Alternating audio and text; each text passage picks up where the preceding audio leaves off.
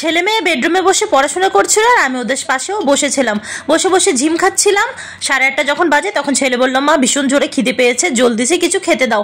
পর্দা বন্ধ ছিল বলে ঘরের আমি অতটা বুঝতেও পারিনি কটা বেজে গেছে আর রাত কতটা হয়েছে। ঘড়ির দিকে তাকাতেই দেখি রাত বাজে 8:30।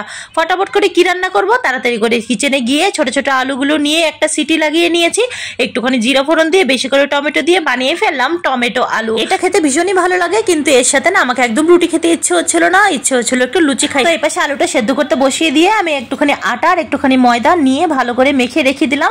তারপর আলুটাকে ভালো করে জিরে ফোড়ন দিয়ে টমেটো দিয়ে ওটাকেও বানিয়ে নিয়েছি। শেষে আমি ধনেপাতা কুচি আর একটু গরম মশলা দিয়ে গ্রেভি গ্রেভি টাইপের থাকে একটুখানি নামিয়ে নিয়েছি আর ফটাফট করে কতগুলো লুচি বানিয়ে নিয়েছি। আমাকে আটা ময়দা মিক্স করে লুচিগুলো বেশি ভালো লাগে শুধু ময়দার লুচির থেকে। আর আমার আজকে রাতের ডিনারের প্লেটটি শর্টকাটে কেমন হয়েছে অবশ্যই আমাকে কমেন্টে জানাবে। সবাইকে অ্যাডভান্সে হ্যাপি নিউ ইয়ার। সবাই ভালো থেকো, টাটা সবাইকে।